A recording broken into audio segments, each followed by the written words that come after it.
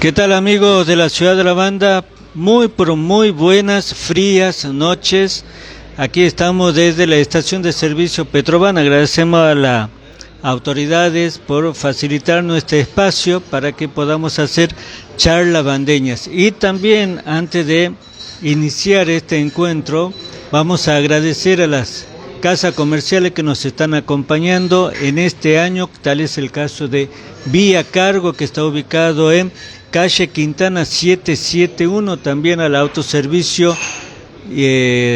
Sagui, que está ubicado en sus dos direcciones de Avenida San Martín y Dorrego y calle Omil y Romualdo Gauna, como así también a Super España de calle España y Casafús, y también al mayorista y minorista Malle, que está en calle Alem 336 y calle Alem 747. Lo habíamos anunciado en estos días, a través de los flyers que han circulado en las redes sociales, la presencia del profesor Darío Toledo. Él es secretario general de CISADEMS y vamos a hablar de la realidad docente. Siempre tocamos el tema docente porque es algo que atañe a la ciudadanía en su conjunto y es siempre importante porque el docente forma a nosotros.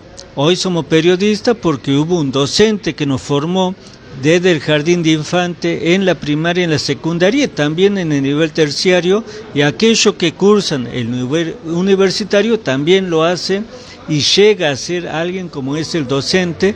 Y el profesor Darío Toledo, antes de ocuparse de un gremio, también ha sido formado por un docente. Gracias, Darío, por estar aquí. Hola, buenas noches.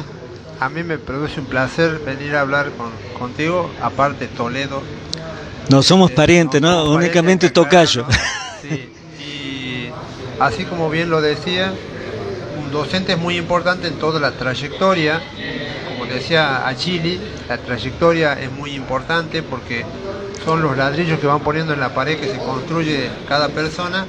Y la educación se ha nombrado mucho este año cuando se ha desfinanciado la educación universitaria. De hecho, fíjate vos que se ha dado mucho más hincapié, mucho más importancia a la lucha de la universidad, la desfinanciación de la universidad, que de toda la educación pública desde el inicial, cuando nadie llega a la universidad si no pasa por los otros estadios, por los otros niveles desde el nivel inicial. Ahora, no, parece ser que algunos funcionarios a nivel nacional, provincial, se olvidan de que antes de ocupar esos cargos han transitado algunos, quizás la educación privada, otros la educación pública, pero independientemente han estado antes delante de un docente.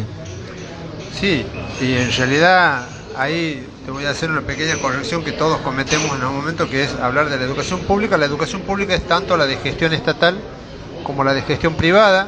De hecho, los docentes que trabajan en la educación privada son también docentes de la educación pública o han salido de claustros públicos, de instituciones de formación de nivel terciario, por ejemplo, que es pública estatal, y otros de la universidad, algunos de la privada, pero todos han hecho trayectoria en algún momento en la educación pública estatal.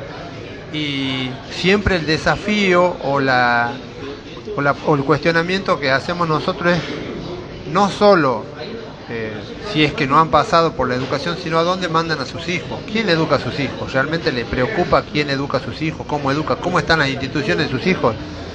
Y es muy probable que muchos de los funcionarios que toman decisiones no tienen hijos en las escuelas de educación pública de gestión estatal. Es muy probable.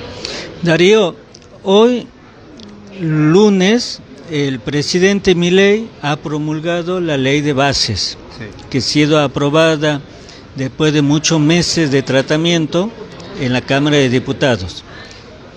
Y también hoy, o mejor dicho, a la medianoche del 9 de julio, se va a firmar el famoso Pacto de Mayo, que quizá la trascendencia significativa tiene que ver con meses significativos en la historia de la Argentina, mayo y julio. Sí. Pero independientemente de la trascendencia de los meses y de las fechas patrias, ¿qué cuestiones importantes para la docencia tiene esta ley de bases? Bien, primero creo que la decisión de hacer un pacto con el eslogan Pacto de Mayo o que se firme el 9 de julio es apelar un poco al sentimiento de la patria que todos tenemos y como que uno diría, che, ¿cómo no nos vamos a poner de acuerdo en estas fechas? Y sería muy bueno ponerse de acuerdo para construir un país con esta presidencia, con otra presidencia. Siempre el país es de todos y cada uno debería tener su participación. Pero muchas cuestiones que hoy se tratan no tienen participación de sectores a los cuales son dirigidas las medidas que modifican. En el caso del Pacto de Mayo, o en el caso de la Ley Bases, en su origen, cuando derivaba del decreto 7023, tenía aspectos de educación que hoy no han sido aprobados, que no están dentro de la Ley de Bases, pero sí están como detrás del telón, en la parte, esperando en la gatera, digamos, salir. Por ejemplo, tenemos conocimiento que así como se ha modificado la ley de jubilación común, que hoy una mujer, 9 de cada 10 mujeres por no tener los aportes no se van a poder jubilar, no van a poder entrar a la moratoria. También se tiene en carpeta, se tiene en carpeta, lo sabemos que aparentemente José Luis Esper tendría un proyecto ya dado a conocer con las modificaciones para las jubilaciones que se conocen como de privilegio, o no de privilegio, especiales, digo mal, especiales, que son dentro de esa están los docentes, que los docentes en vez de aportar el 11% ANSES, aportamos el 13%, por eso la mujer en la docencia se jubila a los 60 años y el hombre la mujer a los 57 y el hombre a los 60. O sea, no es que son de privilegio, sino que aportan más y por eso es especial, porque el descuento es distinto. Incluso acá en Santiago muchos docentes quieren jubilarse mucho antes porque también ciertas actividades, como son por ejemplo las maestras que atienden niños muy pequeños, el desgaste es diferente, o quieren emular a los que son maestros especiales que trabajan con niños con discapacidad para jubilarse con 25 años de aporte. Bueno, en este caso, pero esas jubilaciones todas se podrían estar observando a futuro. Este sería el primer paso, digamos, la ley bases hacia otras modificaciones que se tienen. Lo mismo pasa con el decreto 7023, tenía también en la ley bases la declaración de educación esencial, como un servicio esencial. En aquel momento, todos los sindicatos y las centrales nacionales se dirigieron a la Corte de Justicia, eso se detuvo, ¿verdad? Incluso algunas modificaciones en su momento laborales también se lograron detener. Ya en este nuevo proceso de la ley base se han modificado, como también el blanqueo de capitales, como el tema de la extranjerización de la tierra y de los recursos. Bueno, en el caso de educación todavía no, pero sí anunció para este pacto que es de mayo, que se firmaría en horas, un plan de educación también, un plan de alfabetización que algunas pistas se dio, pero no hay precisiones, que tendría que ver con garantizar la alfabetización. Nada nuevo, si vamos hasta ahora, la alfabetización está garantizada por ley según la ley de educación 26.206 hasta la secundaria. La no deserción, la no repitencia, el acompañamiento, la evaluación de los docentes.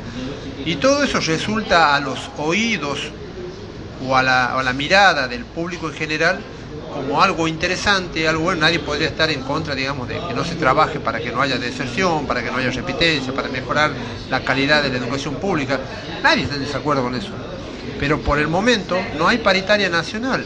Entonces, ¿dónde se va a discutir con los representantes de la educación, con los que conocen de educación, con quienes trabajamos en educación, con las bases que informamos a nuestras centrales para que se discuta sobre ciertas temáticas? Al no haber una paritaria nacional, se silencia la voz de los trabajadores.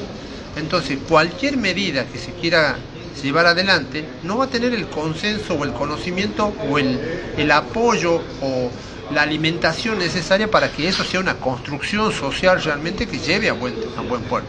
Porque si no, se van a tomar medidas traídas de los pelos, como ha pasado en el gobierno anterior, que no se trató en paritarias, por ejemplo, el aumento de la quinta hora en la escuela primaria, con todos los problemas que hubo en las diferentes jurisdicciones, y especialmente en Santiago del Estero, donde se la implementó a rajatabla en todas las escuelas de nivel primario, en todas las categorías de tercera, primera, PU, toda, sin haber tenido un consenso. Santiago del Estero es la única provincia que tiene 1157 escuelas, y en las otras provincias, salvo creo que son 4, Santa Fe, Córdoba, Cava y Buenos Aires, son las únicas que superarían el número o estarían allí con más de 1000, pero porque ellos ya venían trabajando con las escuelas de jornada extendida. Pero en Santiago del Estero es la única que incorporó en la totalidad sin consenso.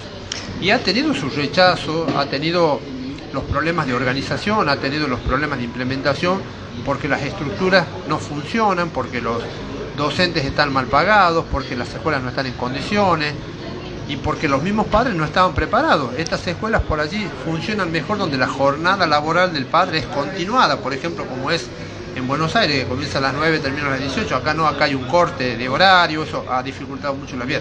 Pero bueno, las realidades locales no se han tomado en cuenta y eso ha traído su problema. Un ejemplo sencillo de lo que podrían darse medidas educativas sin escuchar a los que más saben de educación, que son los que trabajan en el sábado. Exacto. Darío, hablaba de las cuestiones de estructuras y de algunas cuestiones que no son consensuadas con lo que conocen la realidad de educación. Actualmente en Santiago, a raíz de lo que CISADEMS viene pregonando la desfinanciación que se está produciendo de manera, esa desfinanciación se produce de manera consciente o inconsciente. Bien, nosotros venimos denunciando esto de años, especialmente cuando se implementa la intervención del Consejo de Educación en el 2016, cuando se priva a la docencia de elegir a sus representantes, comenzaron a desfinanciarse cargos jerárquicos, cargos de carrera. Por ejemplo, no se cubrió más el cargo de analista, no se cubrió más el cargo de supervisor de nivel primario, el de supervisor de nivel inicial, y ese dinero pasó a tener otro destino que no es educación. Tendrá que dar explicaciones el Estado.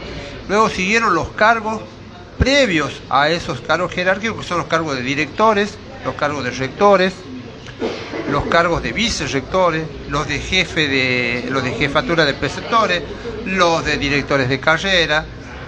Esos comenzaron a desaparecer, se han comenzado a desfinanciar, el docente ha dejado de tener el acceso a su carrera y luego comenzaron con el cierre de carreras de profesorado, con la prohibición de inscripción en carrera, lo que ha hecho que luego se cierren sesiones. Ejemplo, el IFD número de acá de Santiago tenía dos sesiones del profesorado de inglés, tiene una, ¿verdad? Y es el único profesorado que había acá en la ciudad, creo que está el de Clodomira, pero bueno, con tanto requerimiento, cerraron una división, profesorados de magisterio de golpe los cerraron secciones, de nivel inicial prohibieron que se inscribieran a más de 30, se tenían que inscribir 30, y así luego pasaron al otro nivel, al nivel secundario. Nosotros siempre hemos denunciado que había más de 10.000 horas sin cubrirse. 10.000 horas cátedra, que hoy se están cubriendo con la disponibilidad de los docentes que se le han cerrado las aulas.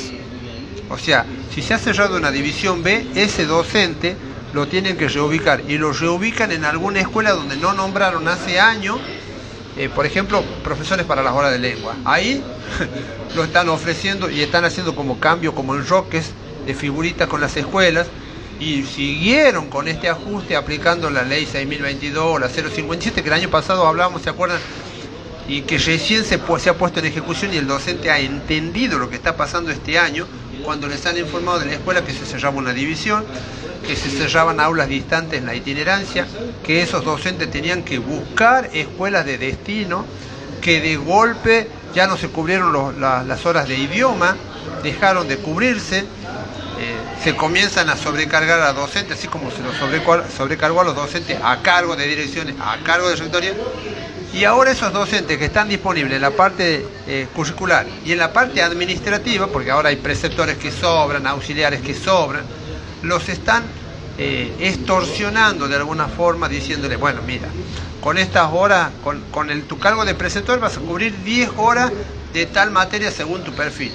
Pero el cargo de preceptor tiene otra remuneración o le piden que cubra más horas, por la misma remuneración va a seguir figurando con ese cargo o como administrativo y va a dar horas cátedra. O sea, este desmanejo, esa cosa irregular es lo que se está dando. Darío, aquí en la ciudad de La Banda, ¿cuál es la, o sea, sabemos que CISADEM cubre, tiene docentes que pertenecen al gremio de toda la provincia, pero aquí en la ciudad de La Banda hay escuelas que están en refacción, hay otras que cuyo edificio directamente ha sido tirado porque en principio se levantaría una estructura nueva.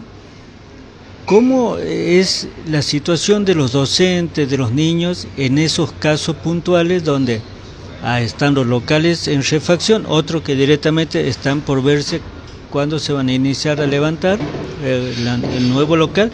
Y bueno, y después las horas de los que se están en los distintos colegios, en las distintas escuelas.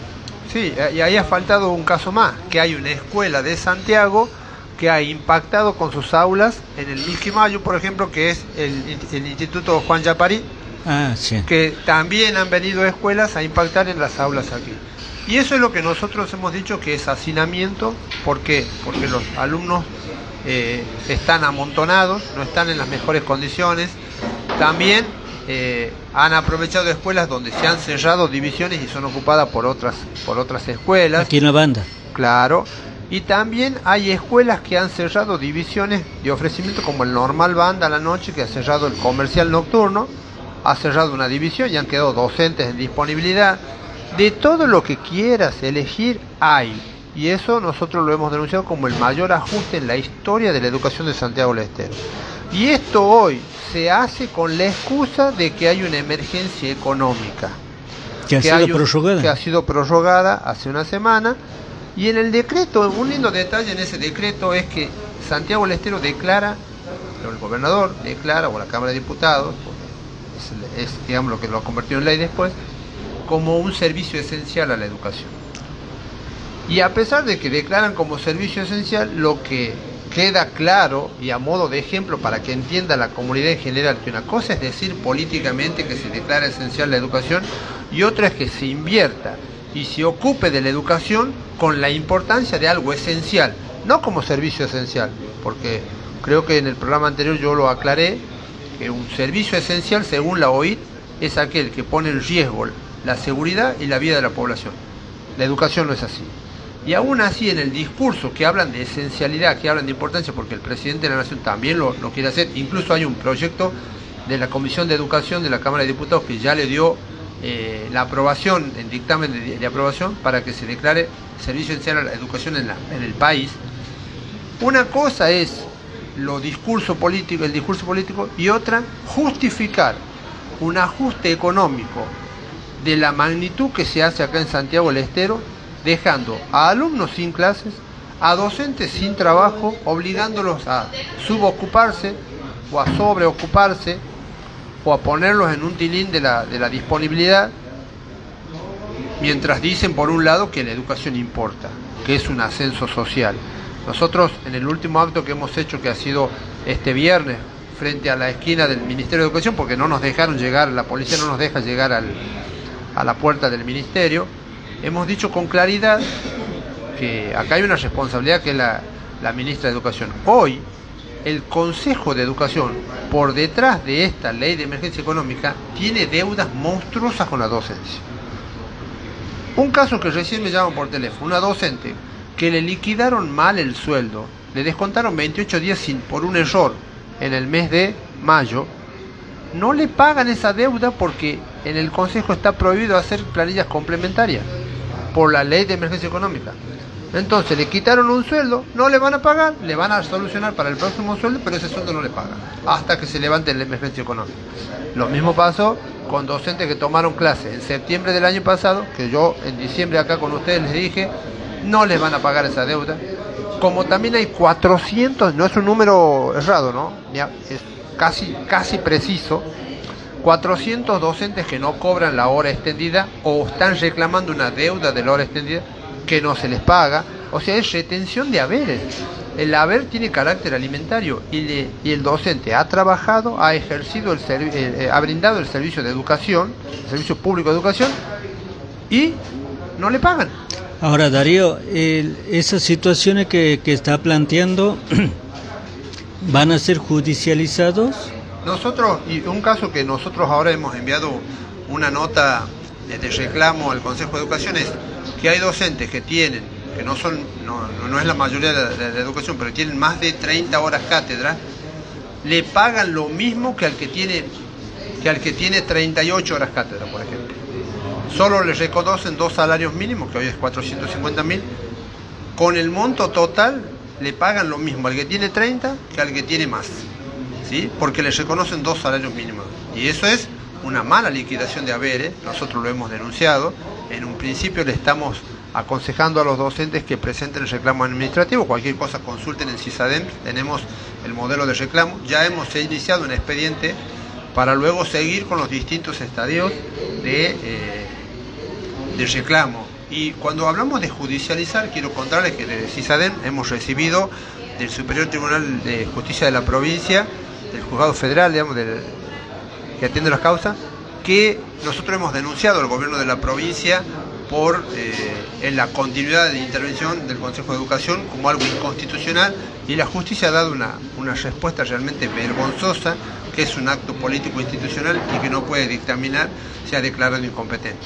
La verdad que son muy incompetentes, porque claramente la educación está organizada en base a artículos constitucionales, y lo que no se está haciendo acá en Santiago es el incumplimiento constitucional. Digo esto porque a veces muchos cifran la solución de los hechos en la justicia, y la justicia aprecia las pruebas claras con la privación de derechos a docentes o la postergación de derechos, como estas malas liquidaciones, como lo que pasa con el reconocimiento médico, la no cobertura de cargos jerárquicos de toda la carrera docente, pese a tener las pruebas en la mano, se declara incompetente. Bien, estamos conversando con el profesor Darío Toledo, que es de CISADEMS, y la situación aquí de los docentes, sí, porque la verdad que si hay una denuncia a nivel judicial y la justicia de Santiago se declara incompetente, ¿dónde puede ir el docente a reclamar? ¿A la justicia de Tucumán? Y con claridad te digo que hay muchos recursos de amparo presentados ante el reconocimiento médico docente por la privación del derecho a la salud, por la falta de cobertura del Estado provincial de garantizar el derecho del trabajador, el acceso a la salud, y que también están frenados en la justicia o no tienen dictamen favorable, cuando claramente hay violación de lo que es el convenio colectivo de trabajo, que con claridad, por ejemplo, dice que una enfermedad de largo tratamiento tiene que pasar de una licencia octavo A a octavo B. Lo que está haciendo el reconocimiento médico es hacerlo agotar la licencia octavo A, pasan después a 50 días, al 50% de descuento los días siguientes, como de alguna manera extorsionando a que el docente se reintegre y se enferme. Pasó con el tema dengue, pasó con el tema COVID, bueno, y esto la docencia lo sabe, no les estoy diciendo nada que no sea conocido. Pasa que ¿no? por ahí no sé, está bien. Puede ser que los docentes en una reunión lo conversan, pero no hay un eco fuera de ese ámbito, o sea, No. Quizás por ahí los medios de mayor llegada... Yo lo he dicho también este viernes, a mí me encantaría saber dónde están los medios de comunicación más grandes de la provincia, ¿verdad? Porque estábamos a una cuadra de uno de los medios escritos en Santiago del Estero, jamás ha publicado por qué se moviliza el sector docente, somos el gremio más representativo, nunca publica las problemáticas estas de las que estamos hablando, o que alguien me pregunte si yo lo que lo digo es verdad. De hecho, la he invitado a un debate público a la ministra de Educación para que me diga que todo esto que nosotros decimos no es cierto, o que lo diga públicamente, que diga, miren, lo que dice el secretario general de CISADEMS o el sector no es así por tal razón. No tengo problema en que, me encantaría que lo aclare. Me encantaría que aclare esto sobre las malas liquidaciones, me encantaría que aclare lo de la hora extendida, me encantaría que aclare sobre la privación de la carrera docente, por qué la intervención para modernizar el Consejo de Educación, han vaciado de personal. Los mismos empleados del Consejo de Educación no están conformes con la intervención, sería bueno por ahí que ellos lo expresen con claridad, pero la educación el daño que se le ha producido con este ajuste histórico a la educación va a llevar muchísimo tiempo recuperarlo. Por ahí la gente dice, bueno, son siempre los mismos temas. Sí, son siempre los mismos temas, lo que pasa es que no se resuelve y sucede que se agravan. Darío lo ha explicado bien y él dice, te he sorprendido, y sí, la verdad que uno Yo se les cuento, sorprende. por ejemplo, la última vez que estuve con ustedes, yo nombraba como un ejemplo de esta privación de cargos jerárquicos o de cargo de carrera a la escuela normal de acá de Santiago. Nosotros no hace un mes estuvimos, yo me entrevisté con la rectora, la actual rectora interventora, normalizadora, como quiere decir. Personalmente le dije que nosotros estábamos en contra de su continuidad en el cargo, porque ya tendría que haber una normalización de esa institución y darle la posibilidad a todos los docentes que son de carrera y tienen años en la institución a que asuman esos cargos y se puedan jubilar mejor, pero además que la institución tenga cubierto su organigrama, ¿verdad? Su organización funcione, y ella se había comprometido a fin de año a normalizar. Es un compromiso, digamos, de tinte político el que hizo, pero en realidad no tendría por qué estar un día sin cubrirse los demás cargos. Un día. Y bueno, es un ejemplo claro de que nosotros mantenemos lo que decimos afuera, adentro o frente de quien esté en el organismo. Y bueno, esa es una escuela monstruo acá en la banda, y bueno, está pasando lo que le hemos dicho, lo seguimos afirmando. Y bueno, y el Consejo de Educación solo informa. Mira, por ejemplo, cómo se maneja periodísticamente. También lo dijimos el viernes. Cuando el jefe de gabinete, la ministra de Educación y la interventora salieron a anunciar, y está en los medios de publicación digital y en los escritos, que el gobierno anunciaba un 100% de aumento del comedor escolar. Y pasaba de 20,40 a 49 pesos, algo así. El monto es 49 pesos, paga hoy por alumno. Hoy por día el comedor escolar. Ya no le dicen comedor escolar, le dicen ahora complemento, porque ya no es ni comedor escolar. Y lo que te alcanza con ese complemento por día en una escuela es para comprar un caramelo. Es más, si preguntas acá donde estamos cuánto sale un caramelo, te van a decir 50 pesos. O sea, ni 50 pesos le paga la provincia. Y eso es como sostienen a una escuela con comedor escolar que tiene una hora más de clases hoy, y que los chicos sufren necesidades de tener una comida porque es muchas horas en la institución. Exacto. ¿Sí? Bueno.